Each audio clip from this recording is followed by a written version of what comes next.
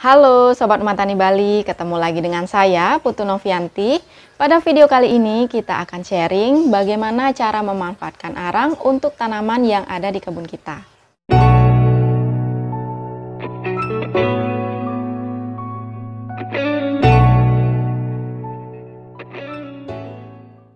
Tapi sebelum lanjut, jangan lupa diklik tulisan subscribe, nyalakan lonceng, dan aktifkan notifikasi di HP kalian.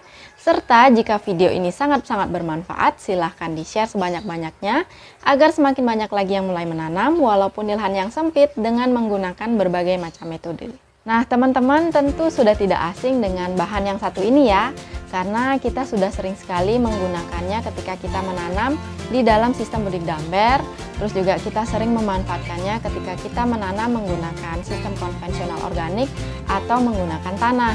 Nah, seperti yang teman-teman tahu, arang ini ada banyak sekali jenisnya. Ada arang batok kelapa, ada arang sekam, terus juga ada arang kayu, dan jenis-jenis arang lainnya. Tetapi di video kali ini kita akan menggunakan arang jenis kayu. Nah, arang juga sering disebut dengan biocat yang merupakan bahan kaya karbon hasil konversi limbah organik melalui pembakaran yang tidak sempurna. Pengaplikasian arang di lahan pertanian itu dapat membantu tanah mengikat unsur hara, membantu mengemburkan tanah, menekan penguapan air di dalam tanah, menekan penyakit tanaman tertentu, serta dapat menciptakan habitat yang baik untuk mikroorganisme. Lalu bagaimana cara pengaplikasian arang atau biocat ini? Nah, seperti yang kita tahu, biasanya arang sekam itu kita gunakan sebagai campuran media tanam ya teman-teman, yang nantinya arang ini akan kita tambahkan dengan tanah, kompos, dan juga pupuk kandang. Tetapi pertanyaannya, bagaimana cara memanfaatkan arang yang utuh seperti ini untuk tanaman dan juga tanah kita di kebun? Nah, biasanya ada dua cara yang biasa dilakukan oleh para penekun urban farming untuk memanfaatkan arang seperti ini. Yang pertama, biasanya mereka langsung menaburkan di atas media tanam. Terus yang kedua, biasanya arang ini akan direndam terlebih dahulu, kemudian baru digunakan baik itu cairannya dan juga arangnya yang seperti ini teman-teman. Lalu bagaimana dengan kami? Hal pertama yang akan kita lakukan pada arang kayu yang utuh ini adalah memperkecil ukuran dari arang kayu yang akan kita gunakan. Nah, teman-teman juga bisa menggunakan arang dari batok kelapa ya teman-teman. Nah, biasanya cara yang kita gunakan untuk memperkecil ukuran dari arang kayu ini, nah kita biasanya memasukkan ke dalam sebuah karung seperti ini.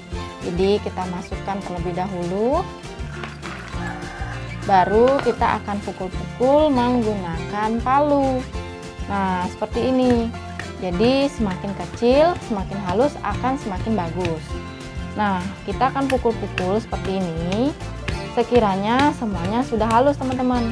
Jadi kalau misalnya sudah halus, bisa kita pisahkan. Nah, kita di sini juga memiliki stok untuk arang yang sudah dihaluskan teman-teman. Jadi seperti ini. Nah, ketika kita memerlukannya, kita bisa tinggal ambil dengan mudah.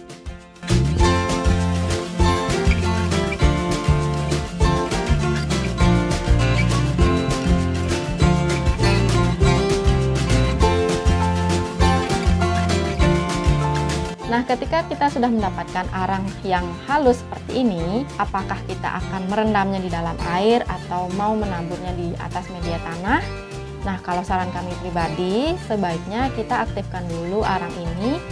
Tentu tujuannya agar arang mengikat unsur-unsur hara serta mikroorganisme, sehingga ketika kita bawa ke tanah, arang ini sudah menjadi stok atau penyedia unsur hara, serta menjaga mikroorganisme di dalam tanah. Nah, teman-teman, kenapa di sini kita memilih menggunakan arang kayu ataupun arang batok? Kenapa bukan menggunakan arang sekam?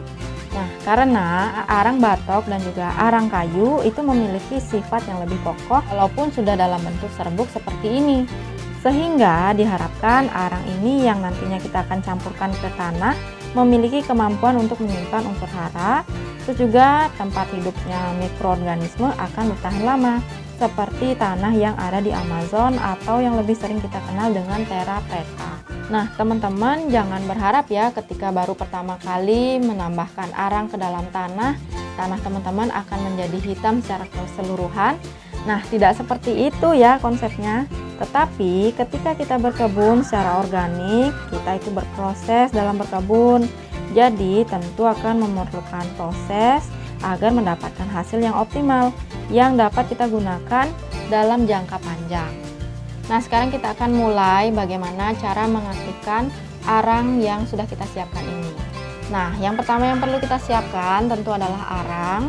Akan lebih baik jika teman-teman menggunakan arang yang sudah dihaluskan ya teman-teman. Jadi teman-teman bisa menggunakan palu untuk menghancurkannya atau benda apapun. Yang terpenting arang yang teman-teman gunakan itu sudah dihaluskan. Kemudian di sini kami juga menggunakan teh vermikompos teman-teman. Nah, untuk cara pembuatan teh vermikompos nanti teman-teman bisa cek langsung di video kami sebelumnya ya. Bahkan kami juga sudah pernah sharing bagaimana cara mendapatkan vermikompos secara gratis di rumah dengan cara berbudidaya cacing tanah skala rumah tangga. Nanti teman-teman juga bisa cek di video sebelumnya. Hal pertama yang harus kita lakukan tentu kita harus membuat terlebih dahulu teh vermikomposnya. Nah, karena ini adalah teh vermikompos yang sudah siap digunakan karena sudah diproses selama 2 hingga 3 hari dengan menggunakan bantuan aerator. Jadi kita tinggal tambahkan arang yang sudah kita haluskan ini teman-teman. Tapi kalaupun misalnya teman-teman tidak mau atau tidak ada teh vermikompos, teman-teman bisa menggunakan teh kompos, baik itu dari kompos ataupun dari kohe, ataupun menggunakan air lindi, itu tetap bisa ya teman-teman. Nah, karena teh vermikompos yang kita buat ini menggunakan air kolam ikan nila, jadi kami meyakini bahwa teh vermikompos yang kami buat ini juga sudah mengandung nitrobakter dan juga nitrosomonas yang nantinya dapat berguna bagi tanah, sehingga ketika kita gabungkan kembali dengan arang, maka diharapkan tanah kita akan menjadi lebih baik dan tanaman bisa tumbuh lebih optimal. Jadi kita tambahkan dulu arang yang sudah kita haluskan seperti ini.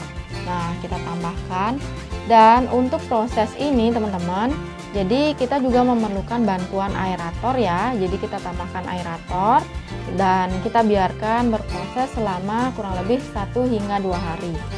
Nah, setelah 1 hingga 2 hari, jadi kita siap untuk memanfaatkan arang dan juga teh vermikompos yang sudah dilengkapi dengan arang ini ke tanah kita. Biasanya kami pribadi menggunakan bahan-bahan ini untuk mempersiapkan media tanam, kemudian juga memperbaiki tanah yang gersang dan juga kering. Satu lagi teman-teman, jadi bahan-bahan ini juga bisa kita tambahkan ke tanah yang sedang kita gunakan untuk menanam. Jadi tanah tersebut akan semakin subur. Sehingga kita di sini bisa memperbaiki tanah dengan menggunakan bahan-bahan ini. Nah, setelah diproses selama 1 hingga 2 hari, sekarang sebelum diaplikasikan, kita akan saring terlebih dahulu agar arang dan juga teh vermikomposnya ini bisa terpisah teman-teman. Nah, kalaupun misalnya ketika pemisahan itu masih ada sisa-sisa arang di dalam teh vermikompos, itu tidak apa-apa ya teman-teman. Karena untuk pengaplikasian kali ini kita tidak menyemprotkan ke seluruh bagian tanaman, tetapi kita hanya akan mengocorkan dan juga untuk arangnya nanti akan ditaburkan ke media tanam. Nah, setelah disaring, kemudian kita akan mengaplikasikannya ke tanaman, tetapi biasanya kami selalu melakukan pengenceran terlebih dahulu teman-teman. Jadi kita akan ambil 1 bagian teh vermikompos yang sudah dicampur dengan arang, kemudian kita akan campurkan ke 2 bagian air teman-teman.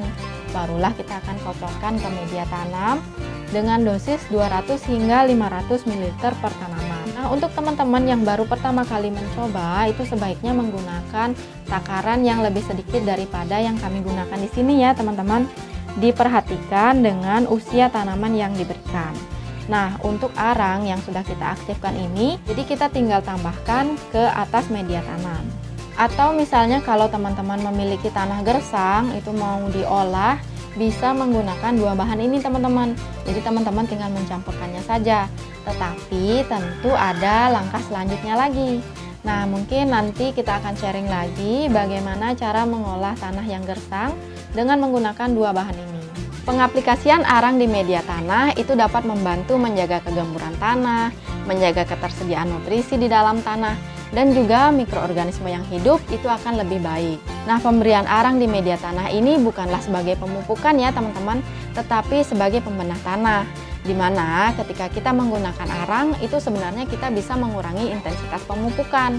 Apalagi misalnya teman-teman yang sudah dari lama menggunakan arang di media tanamnya. Tentu kualitas dari media tanam teman-teman itu akan berbeda. Inilah sebabnya berkebun secara organik itu harus dilakukan dari halaman kita yang kecil, sehingga kita bisa memberikan dampak yang besar, bukan hanya kita tetapi secara global. Jadi itu dia tadi bagaimana cara kita memanfaatkan arang untuk tanaman kita yang ada di kebun. Semoga video ini bermanfaat, sampai jumpa di video-video kami selanjutnya.